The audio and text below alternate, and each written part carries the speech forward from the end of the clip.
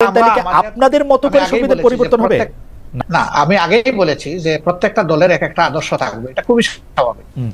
একটা political ideology তার থাকবে, সবার আছে। সংবিধানটা কেমন হবে? যে যাত্রা ভেন্টিলেট করবে। Democracy itself not a ism, এটা একটা প্রসেস। আপনি ইজমে যাবেন, মানুষের কাছে আপনার প্রোডাক্ট আপনি ফ্লোট করবেন, আপনার বক্তব্য আপনি তুলে ধরবেন, আপনার আদর্শ আপনি তুলে ধরবেন। বেশিরভাগ জনগণ যখন আপনার আদর্শকে সাপোর্ট করবে, তখন স্বাভাবিক কারণে বুঝতে হবে যে এই দেশের মানুষ এটাই চাচ্ছে, যে আদর্শটাই চায়। আমার আদর্শ যতদিন পর্যন্ত বেশিরভাগ মানুষ সাপোর্ট করবে না, আমাকে ধৈর্য ধরেই সেই পথে থাকতে হবে।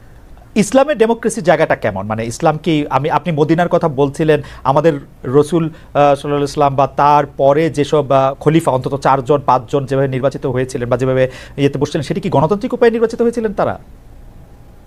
অবশ্যই, অবশ্যই। তারা তখন যারা মানে সমাজে মতামত দেওয়ার মতো সেই পর্যায়ের লোক ছিলেন, তাদের সকলকে নিয়ে তারা বসেছেন মসজিদে নববীতে অথবা অন্য কোনো জায়গায় বসে তাদের অধিকাংশের মতের ভিত্তিতেই অ্যাপয়েন্টমেন্ট গুলো হয়েছে। আপনি তাই মনে করছেন? তাই মনে করছেন, এটাই ফ্যাক্ট, এটাই হিস্ট্রি। তারপরে যখন আব্বাসীয় উমাইয়া বা ওসমানিয়ারা দেখেন আমাদের দেশে, জি না সেটা তো আমি খেলাফতে নিচ্ছি না, আমি খেলাফতের যুগটা বলতেছি। এরপরে ধরেন যখন হলো, এই খলিফা যখন কেউ হয়ে গেলেন, তিনি কিন্তু অল ইন অল হইতে পারলেন না। এই ধরনের বহু ঘটনা আছে। আমি এখন কথা লম্বা হবে, সেই উদাহরণ আমি দিচ্ছি না, বহু ঘটনা। মানুষ এখানে হাইলি ডেমোক্রেটিক রাইট এক্সারসাইজ করেছে, আলহামদুলিল্লাহ। আচ্ছা, এটা যদি আমি বাংলাদেশের ক্ষেত্রে এইটাকে একটু বলি, যে আপনাদের গঠনতন্ত্রে ইসলাম প্রচার, ইসলামের দাওয়াত, ব্যক্তি জীবনে ইসলাম চর্চার বিষয়টা নিয়ে বারবার বলা হয়েছে। এক্ষেত্রে বাংলাদেশের অমুসলিম নাগরিকদের জন্য বা যারা ইসলাম বিশ্বাস করবে না তাদের জন্য জামাতে ইসলামী রাজনীতি করার সুযোগটা আপনি কেমন দেখেন?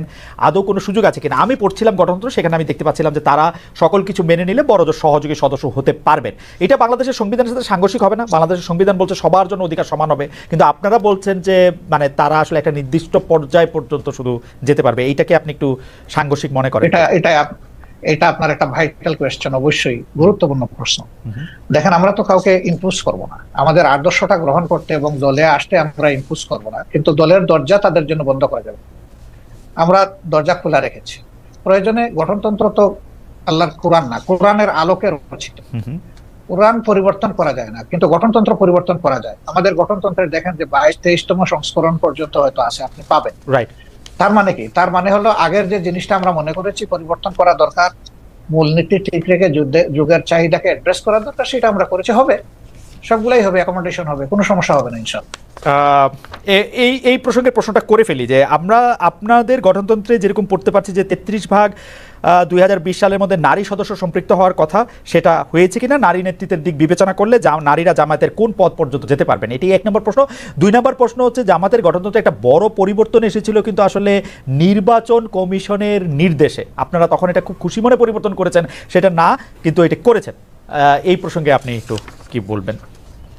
দুটি প্রশ্ন। আসলে আমরা যেটাই করি আমরা ডেমোক্রেটিক ওয়েতে করি, আলাপ আলোচনা করেই করেছি, আমরা একমত হয়ে করেছি।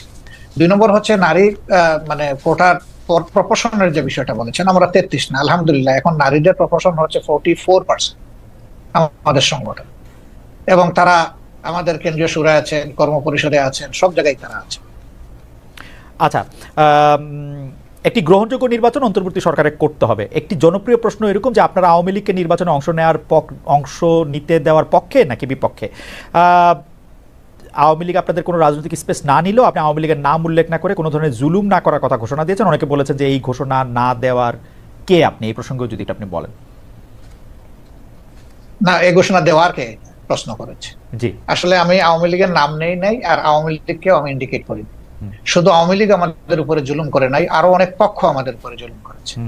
দল হিসাবে আমাদের উপরে যে জুলুমটা করা হয়েছে, যেমন ধরেন আমাদের নিবন্ধন কেড়ে নেওয়া হয়েছে, আমাদের প্রতীক কেড়ে নেওয়া হয়েছে, আমাদের অফিসগুলা সিলগালা করা হয়েছে, আমাদের শেষ পর্যন্ত তারা দিশাহারা হয়ে আমাদেরকে নিষিদ্ধ ঘোষণা করেছে।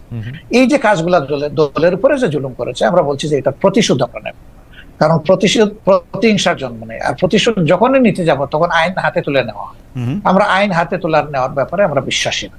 কিন্তু সাথে সাথে এই কথাটা আমরা বলেছি যে ভিকটিম এবং ভিকটিম ফ্যামিলি যদি আইনের আশ্রয় নেয়, এটা তাদের রাইট, ন্যায় বিচার পাওয়া, তাহলে আমরা তাদেরকে সর্বাত্মক সহযোগিতা করবো। আমরা স্ট্যান্ড থেকে সরিনি, আমাদের স্ট্যান্ড আছে।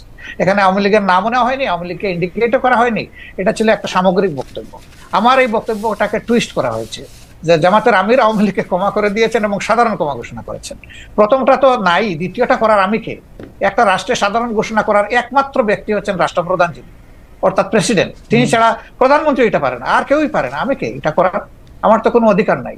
বরঞ্চ আমরা বারবার বলে আসছি যে যাদের উপরে জুলুম হয়েছে, যারা ক্ষতিগ্রস্ত হয়েছে, নিহত আহত গুম হয়েছে, তার সম্পদ হারা হয়েছে, চাকরি হারা হয়েছে, তারা অবশ্যই মামলা করবে এবং তাদেরকে আমরা সঙ্গত সহযোগিতা করব। আচ্ছা, এটি অবশ্য আমাদের একটি প্রশ্ন, কারণ হচ্ছে যে পত্রপত্রিকা যেটি ছাপা হলো আওয়ামী লীগকে ক্ষমা করে দেওয়ার ঘোষণা জামায়াতের আমিরের, অনেকেই বলেছেন যে আপনি হয়তো খোলা মনে সাদা মনে সেই ক্ষমাটি ঘোষণা করতেই চেয়েছেন, কিন্তু পরে যখন আপনার দলের লোকেরা বা আপনি ফিরে গিয়ে চাপের মুখে সেটি আবার একটু বক্তব্য অন্যরকম করছেন। বিষয়টি কি ঠিক? মোটেই না, আমি মোটেই না। আমার বক্তব্য টুইস্ট করা হয়েছিল, সেটাকে আমি ক্লিয়ার করেছি। কোনো চাপও ছিল না আমার উপরে, এবং আমি এখানে কোনো হীনমন্যতায় ভুগিনি। আমি যা ভালো মনে করেছি, খোলা মনে সেটি বলেছি। আচ্ছা, আরেকটি প্রশ্ন আসতে চাই, সেটা হচ্ছে বৈষম্য বিরোধী যে ছাত্র আন্দোলনের যে রাজনৈতিক প্ল্যাটফর্ম, সেটি নিয়ে আমি সরি একটু আপনাকে ইন্টারাপ্ট করব। আপনি বলেছিলেন যে আওয়ামী লীগ নির্বাচনে আসুক, তারা রাজনীতি করুক, এটা আমি চাই। আগে আওয়ামী লীগকে ডিসিশন নিতে হবে তারা আসলেই রাজনীতি করবে কিনা, তারা আসলেই রাজনীতি চায় কিনা। কারণ তারা যখনই ক্ষমতায় গিয়েছে তখন তো তারা রাজনীতির বাইরে চলে গেছে। প্রথম পিরিয়ডে শেখ মুজিব সাহেব জীবিত থাকা অবস্থায় তো তিনি বহুদলীয় গণতন্ত্রকে একদম শেষ করে দিয়ে একদলীয় বাকশাল কায়েম করেছে। আওয়ামী লীগ যখনই ক্ষমতায় এসেছে সেই জিনিসটাই এস্টাবলিশ করার চেষ্টা করছে। এবারও তারা কিন্তু সে পথেই হাঁটছিল, এবং তাদের নেতারা বলতেন যে আমরা বাকশালের চেতনা অন্তরে ধারণ করি। সাংঘাতিক কথা। বাকশালের চেতনা যদি ধারণ করেন তো আওয়ামী লীগের নামে রাজনীতি করেন কেন? তাহলে তো তাদের সাহস করে বাকশালের নামে রাজনীতি করতেন, দেখতেন যে জনগণ তাদেরকে কিভাবে রিসিভ করে। সেটা তো তারা করেননি। এই জন্য আওয়ামী লীগ আদৌ রাজনীতি করবে নাকি ফ্যাসিজম করবে, আগে আওয়ামী লীগ ডিসিশন নেই। আচ্ছা, এই প্রসঙ্গে আমি একটু জানতে চাই, 96 সালে যখন বিএনপির বিরুদ্ধে আপনারা তত্ত্বাবধায়ক সরকার কায়েম করার জন্য আন্দোলন করছিলেন, তখন কি আওয়ামী লীগের সাথে আপনারা যুথবদ্ধ হয়ে রাজনীতি করেছিলেন? না না, আমরা কোনো জোট গঠন করিনি। তবে মাঝে মধ্যে তাদের সাথে আমাদের যৌথ সভা হয়েছে, কিন্তু কোনো জোট আমরা করিনি। আর সেই ইস্যুটাও দেখেন, সেটা ছিল কেয়ারটেকারের ইস্যু। আগামীতে যদি আরো পেয়েছি যেখানে রাস্তায় চলাচল নারীরা আক্রান্ত হয়েছেন, পোশাক নিয়ে নারীদের কটূক্তি করা হয়েছে বা হচ্ছে, এসব ঘটনায় আপনাদের ক্ষেত্রে আপনাদের সমর্থন কি আছে? অনেক ক্ষেত্রে তৌহিদি জনতার কথা বলা হয়েছে। আমি একটু শেষ করি, আমরা একটু শেষ করি। তো অনেক ক্ষেত্রে তৌহিদি জনতার কথা বলা হচ্ছে, এই তৌহিদি জনতা আসলে কারা, তাদের আপনি চেনেন কিনা, জানেন কিনা? জনাব মামুনুল হক। আমি তৌহিদি জনতার পরিচয়ে যাচ্ছি না। আমি প্রথম আপনাদের এবং আমাদের আজকে সম্মানিত অতিথি যে কথাগুলো বললেন, সেই কথাগুলো সমাজের খুবই একেবারে বিচ্ছিন্ন কিছু ঘটনা। আর এর বিপরীত দিকে আমরা এই দেশে এই মানে প্রকৃত অর্থে যারা প্র্যাকটিসিং মুসলিম, আমরা আমাদের বেশভূষায় এবং লেবাস পোশাকে আমরা যে কতটা এখানে নানাভাবে বৈষম্যের শিকার, হেনস্থার শিকার, তার খুব কম দৃষ্টান্তই আপনারা মিডিয়াতেও আনেন। আর আপনাদের এই সাধারণ যেই যারা মহলে চলাফেরা করেন, আপনাদের খুব কম আমার মনে হয় এটা জানাশোনা আছে। এই যে কালী পূজার যে দৃষ্টান্ত উনি আনলেন, আমি যদি এর বিপরীতে দৃষ্টান্ত আনি যে বাংলাদেশের বুয়েটের মতো একটা শিক্ষা প্রতিষ্ঠানে, সেখানে সব ধরনের গান বাদ্য ইত্যাদির অনুষ্ঠানগুলো দেদারসে হচ্ছে, কখনোই সেখানে এটা নিয়ে কোনো সময় পারমিশনের ক্ষেত্রে কোনো বিধিনিষেধ হচ্ছে না, অথচ তারা একটা কোরআনের তাফসিরের আলোচনা করতে গিয়ে অনুমতি চেয়েছিলেন। রাসূল সাল্লাল্লাহু আলাইহি ওয়াসাল্লামের জীবনী আলোচনার মতো একটা সাধারণ মানের ধর্মীয় অনুষ্ঠান আয়োজন করা পারমিশন চেয়েও বুয়েটের কর্তৃপক্ষের কাছ থেকে সেই অনুমোদনটা পাননি। এটা সকল মিডিয়াতে এসেছে। ঢাকা বিশ্ববিদ্যালয়ের কথা যদি বলি, এই ঢাকা বিশ্ববিদ্যালয়ে আপনারা কত বছর, কত যুগ পর্যন্ত ইসলামের নামে কোনো ছাত্র সংগঠনকে আপনারা একটা প্রোগ্রাম করতে দেয়নি, অথচ সেখানে অন্য সব ধরনের ছাত্র সংগঠনগুলো তারা কার্যক্রম পরিচালনা করছে। কমিউনিজমের মতাদর্শের যারা তারা করতে পারবে, অন্যান্য তারা করতে পারবে, শুধু ইসলামী ছাত্র সংগঠনের নাম নেওয়া হলেই ঢাকা বিশ্ববিদ্যালয় তাদেরকে অচ্ছুত হিসেবে সাব্যস্ত করে রাখা হয়েছিল। এই বিষয়ে তো কোনোদিন ওনারা কথা বলেন। একটু জানতে চাইছি যে ইসলামের নাম নিয়ে কোনো প্রোগ্রাম ঢাকা বিশ্ববিদ্যালয় হয় না, কিন্তু অন্য কোনো ধর্মীয় আলোচনার বা কোনো এরকম কোনো প্রোগ্রাম কি হয়েছে? মানে আসলে তো ইসলাম নিয়ে অনেক ধরনের প্রোগ্রাম ঢাকা বিশ্ববিদ্যালয়ে হয়েছে, সেটা আমিও জানি, সেটা আমি জানি ইসলামের নিয়ে অনেক কিছু হয়েছে। ব্যাপকভাবে দেখেন, প্রায় প্রতিটি হলেই খুব সুন্দরভাবে সেখানে হিন্দু ধর্মাবলম্বী সংখ্যা কত সেটারও কোনো হিসাব করা হয় না। তাদেরকে নির্বিঘ্নে হলের মধ্যে জাঁকজমকপূর্ণভাবে তারা পূজার আয়োজন করছে। আমি জনাব মামুনুল হক ঢাকা বিশ্ববিদ্যালয়ের ব্যাপারটা একটু বলি। আমি একটু ঢাকা বিশ্ববিদ্যালয় তখন সেখানে অনুমোদন পাওয়া যায়। আমি ঢাকা বিশ্ববিদ্যালয়ের কথাটা একটু বলি। ঢাকা বিশ্ববিদ্যালয়ে আরবি, ইসলামের ইতিহাস ও সংস্কৃতি, ইসলামিক স্টাডিজ যেটা ইসলামী শিক্ষা সহ, ফার্সি সহ, এবং আরও বেশ কিছু জায়গায় নিয়মিত এই ডিপার্টমেন্টগুলিতে নিয়মিত কোরআনের তাফসির, কোরআনের গল্প, কোরআনের থেকে বিভিন্ন উদাহরণ, হাদিসের বিভিন্ন রকম কথা, এগুলি নিয়ে নিয়মিত সেমিনারের আয়োজন করা হয়।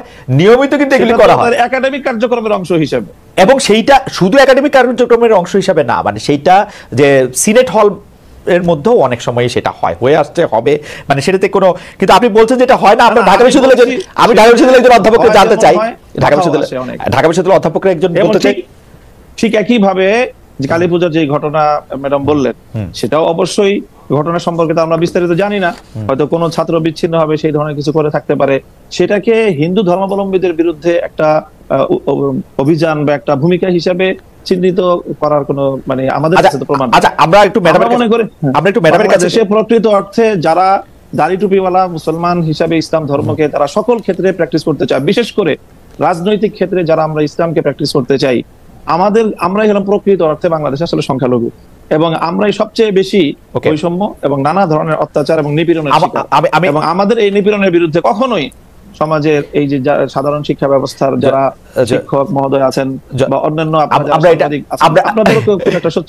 আচ্ছা, আমরা এটা অধ্যাপক মাহবুবকে জানতে চাইবো। আমি একটু আপনার কাছ থেকে এটা জানতে চাই যে ধরেন বাংলাদেশে আপনি যে ধরনের রাষ্ট্র ব্যবস্থা কায়েম করতে যাচ্ছেন, ধরেন যে খিলাফা, সেই খিলাফা আসলো, তাহলে কি আপনারা এই যে ধরেন কালী পূজার কথা বলা হলো সেগুলি বন্ধ করে দিবেন, যে না রমনায় বা বন্ধ হবে কেন, সেগুলি করতে দিবেন? সেগুলি করতে দিবেন, প্রত্যেক ধর্মাবলম্বীর যার যার ধর্মীয় রীতি অনুযায়ী তার সে ধর্মীয় স্বাধীনতা ভোগ করবে, তার জানমালের নিরাপত্তার যে বিষয়গুলো আছে, ইসলামী রাষ্ট্র ব্যবস্থা, ইসলামী রাজনৈতিক যে বন্দোবস্ত, সেখানে অন্য ধর্মাবলম্বীদের ধর্ম পালনের শুধু স্বাধীনতা নয় বরং নিরাপত্তা নিশ্চিত করা হয়েছে, এবং সেই নিরাপত্তা অবশ্যই বাস্তবায়ন করা হবে। তাদেরকে কি জিজিয়া কর দিতে হবে? এখন আমি প্রথমেই কথা বলি যে আমরা মুসলিম কি অমুসলিম, যদি আমি মুসলিম হয়ে থাকি তাহলে আমাকে অবশ্যই কোরআনের প্রত্যেকটা আইনকে বিশ্বাস করতে হবে, মানতে হবে।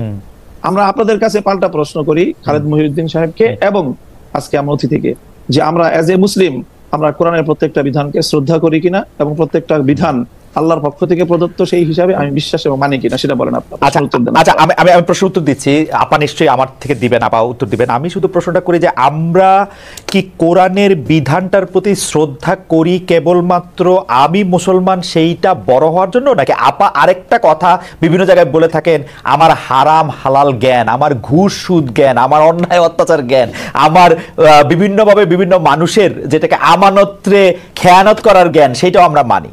আমি তো দেখি বাংলাদেশে বাংলাদেশ 90 ভাগ মুসলমানের দেশ, আমি দেখি 90 ভাগ মুসলমানের মধ্যে 90 ভাগ ধর্মীয় সেই বিশ্বাসটাকে আপনি প্র্যাকটিস করার বিষয়।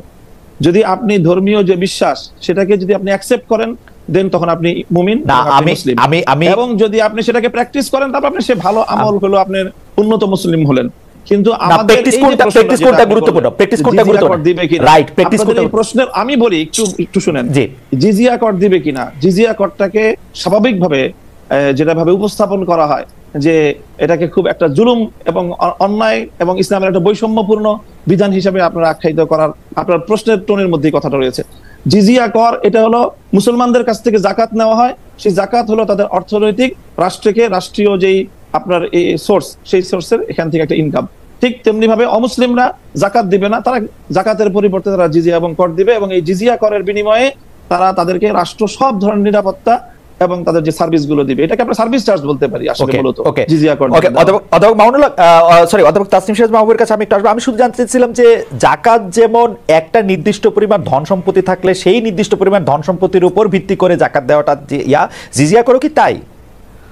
জিজিয়া কর হলো একটা চুক্তির ভিত্তিতে এবং একটা যৌক্তিক পরিমাণে, মানে একটা লোক পক্ষ থেকে নির্ধারণ করা হয় যে মাথা পিছু সবার জন্য কতটুকু সামর্থ্য থাকলে কতটুকু দিবে, এবং সামর্থ্যের বাইরে যদি কারো উপরে জিজিয়া কর আরোপ করা হয় তাহলে সেই ক্ষেত্রে কোরআন এবং হাদিসে সুস্পষ্টভাবে রাষ্ট্রকে নিষেধ করা হয়েছে, এবং যে এই আইন করবে একজন ব্যক্তির উপর সামর্থ্যের বাইরে যদি তার কাছ থেকে সার্ভিস চার্জ নেওয়া হয়, জিজিয়া কর নেওয়া হয়, তাহলে সেই আইন বলবৎ করা যাবে না। ইসলামিক স্পষ্ট বিধান রয়েছে। ইসলামের মধ্যে কোনটা বেশি গুরুত্বপূর্ণ, মুসলিমদের সাথে সেরকম একটা চুক্তি করা, আমরা এই প্রশ্নের উত্তর আপনার পরে আসছি, যে অমুসলিমের কাছে একটা চুক্তি ঠিক করা, নাকি হচ্ছে যে চুরি ডাকাতি ঘুষ সুদ বিগত সরকারের বিরুদ্ধে যেসব দুর্নীতির অভিযোগ আছে, আমরা ব্যাংক লুট সেগুলি, তারপর হচ্ছে যে কোনো অন্যায়ের কাছে মাথা স্বীকার করা, দুর্নীতি করা, কোনটা বেশি গুরুত্বপূর্ণ?